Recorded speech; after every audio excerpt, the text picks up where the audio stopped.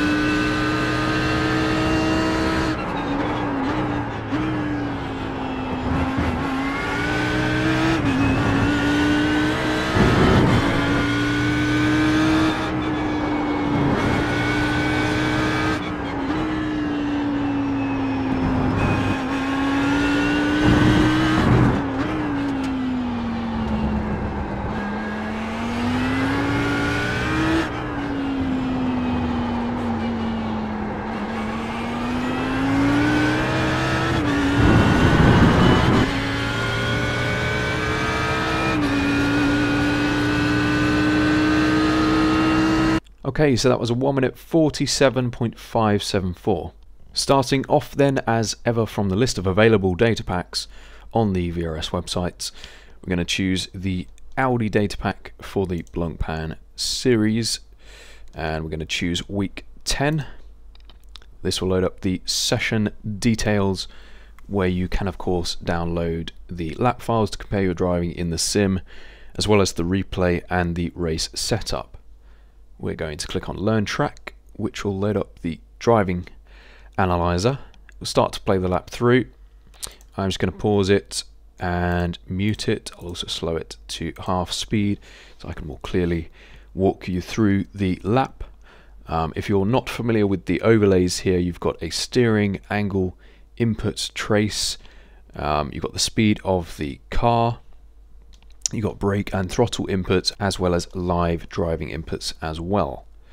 So we're approaching turn 1. I'm just going to play it through. Obviously you've got the car over to the left hand edge of the circuit. You're spotting your braking, which is going to be just before this turn-in marker for this particular lap.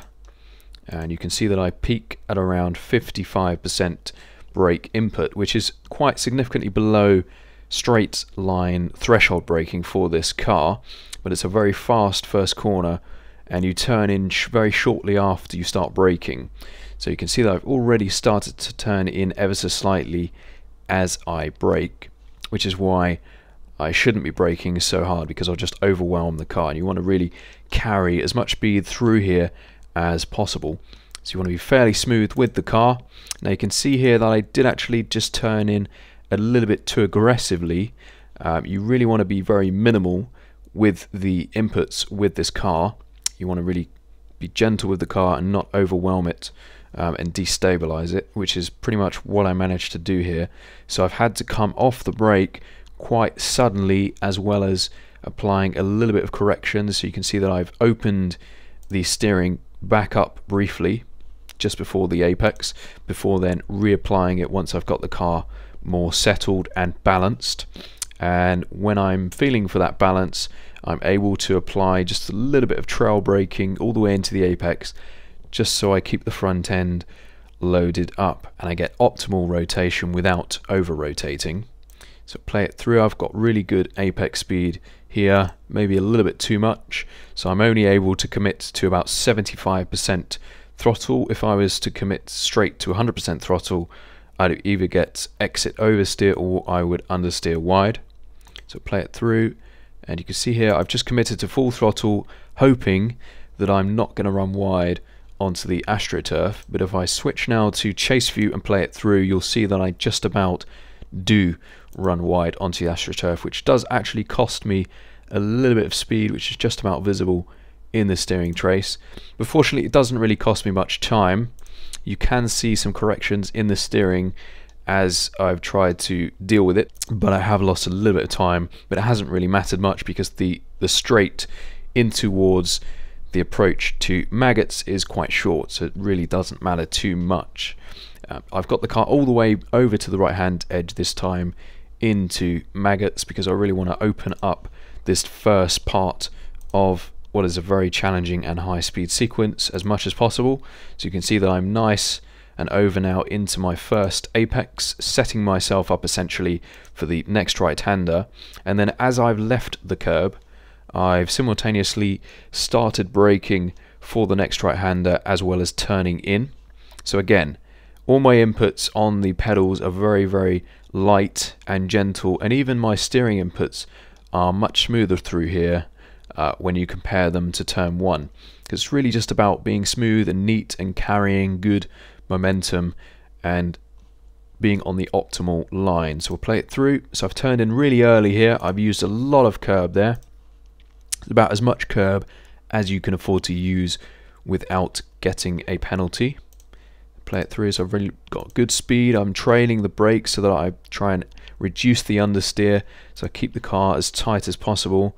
I actually get back into the throttle, take advantage of the slight opening in the circuit. Now, if you were to be on a fuel saving run and you wanted to stretch out your stint length as much as possible in terms of fuel, I would actually recommend against using the throttle here and here. Instead, I would maybe brake a little bit more gently and just coast instead, and with that way you'll consume less fuel and you won't cost yourself too much time. But for the best lap times, you want to take advantage of these periods where you could be coasting, because coasting isn't really exploiting the full grip available from the car. So back on the brakes again now, just as we start turning left. We've turned in quite early again here, so we want to get all the way up on the curb on the left into Beckett's. Back on the throttle again through the exit. Exactly the same thing here. If you wanted to save fuel, you would coast before then braking just before the entry into the next right-hander. And I've taken quite an early turn in there because I was quite wide through the exit of the previous left and I didn't want to miss the apex here, so I had to turn in quite early. And you can see that I've actually just been breathing ever so gently on the brakes. It's only about 2% input, just to try and avoid understeering wide. It's really important that you maintain a tight line through here because you want the exit. The exit out of this sequence of S's is really important as it leads out onto the longest straight on the circuit. So I picked up the throttle as I've apexed, but again, really patient with the throttle. The car is heavily loaded up and I don't want to understeer too wide and run off the circuit over this curb.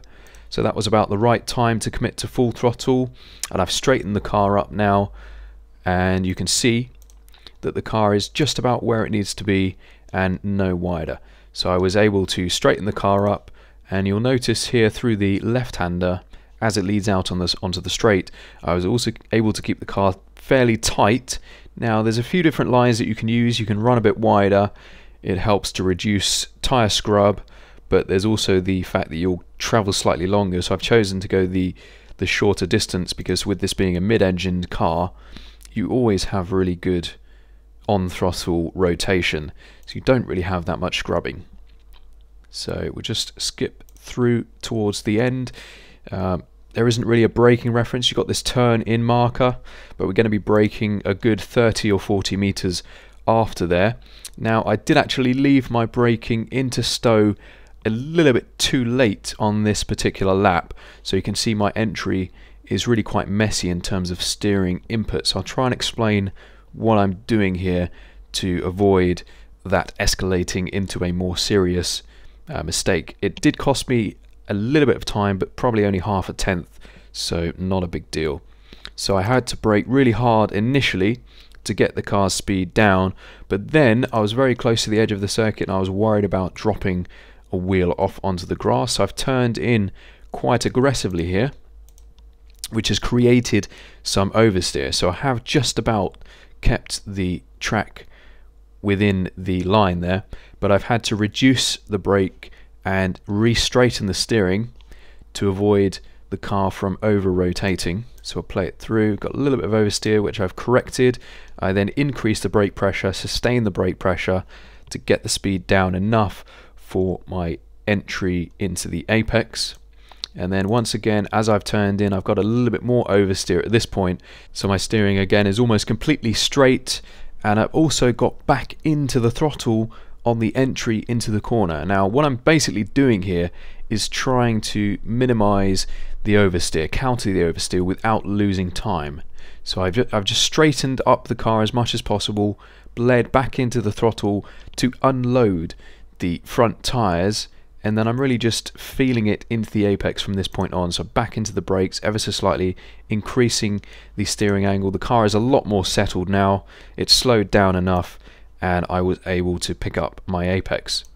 So I picked up the throttle nice and early, but again I've now got slightly overheated rear tyres, so you can see that I'm having to be really patient with the throttle through the exit, as well as balancing oversteer through the steering input through the exit as well. So I'm working away at the wheel, just trying to arrest the slides and get the car settled for the exit, which I was able to do so, and I committed to full throttle, still at a good moment, using all of the track on the exit and carrying good exit speed, and you can see that my steering trace is a lot more settled through the exit now. Down the hill then, in towards the heaviest braking zone on the circuit, which is Vale. Now my peak brake pressure here is about 80%, and in terms of a reference, we just passed a white line that was painted on the circuit, which you can see there. I'll show you in chase view, it's clearer. It's going to be just after there when I hit the brakes. I hit the brakes really hard, braking in a straight line, taking advantage of the grip with the downforce at speed, and then as I turn in, I smoothly release my foot off the brake. I was just a little bit wide of the apex here, I'll just show you that, but I still carried good speed, so it doesn't really cost me much time. I got back in the throttle briefly in between the next right-hander, where I short shifted into third gear, and then as I'm on the curb I'm off both pedals to keep the car nice and settled, and then through club, which is really an acceleration zone. The car is really heavily loaded up, so you really want to be patient on the throttle and with the steering input. You don't want to be over the limit here, so I'm really just trying hard to be at 99% throughout here and to not exceed the limit. This is especially important through a race stint. You want to look after the rear tyres as much as possible, so really be patient with the throttle. I'm trying to open the car up, minimize the steering input as much as possible as well, before then finally committing to full throttle, and again using all of the track through the exit. So now we head in towards Abbey. I'll just skip it forwards. There is an alternative layout which is going to be available to use as a braking reference. So just as the grass has resumed on the right hand side, I've hit the brakes again really quite hard, another heavy braking zone, down into second gear for best rotation. Now what I do want to show you is, because it's very typical that you have understeer here through the entry, because there's a little bit of camber in the apex which creates a little bit of understeer even though you've got more grip overall, so we really want to take advantage of that. And you can see that the way that I've bled off the brakes correlates pretty much exactly with how I've progressively increased the steering inputs. And you can see that I'm holding the brakes all the way into the apex, picked up the apex using a little bit of curb, on the throttle nice and early, and again as I apply the power I'm very patient as I apply the throttle, eventually reaching full throttle just before the next right-hander, where I've short shifted up into third again. But because I'm using so much curb through here to straight line the corner as much as possible and shorten the distance, I've had to lift out of the throttle to try and keep the car nice and settled before then committing to full throttle once the car is settled through the exit and opening the car up using all of the track on the exit in towards the next right-hander of bridge. Now this is a sequence that leads into Priory where you can really take a variety of different lines. Now here I've chosen to dab the brakes and try and lift early to keep the car nice and tight, so I don't want to run too wide because I prefer to carry more speed into Priory. So I've got the car more over to the right hand edge of the circuit, not really used much of the track on the left edge. And then in terms of entry into here, this is really just about feel. So I broke fairly early there, which is why I've been able to release the brake because I had the car slowed down enough and increase the steering input, get the car in. Really important that you hit your apex here, and I've actually just coasted in there. The car's nicely on the limit, no need to be too aggressive, nice and smooth with the wheels, so that was quite nice and flowing. And I've picked up the throttle nice and early at the apex, so I've got good rotation and I can straighten the car up, and you just see that I do run a tiny bit wide on the exit, but I just about get away with it. So I just drop a wheel into the gravel there, but I get away with it because the car is back onto the track just about when I start braking into Brooklands. So you can brake reasonably hard here. You can't afford to brake too late though. It's very important that you don't carry too much speed into here. It's a very slow corner, one of the slowest on the circuit, if not the slowest. And again, you can see that I'm really trailing the brakes very deep into the apex. I want to keep the car nice and tight up against those anti-cut curbs on the inside.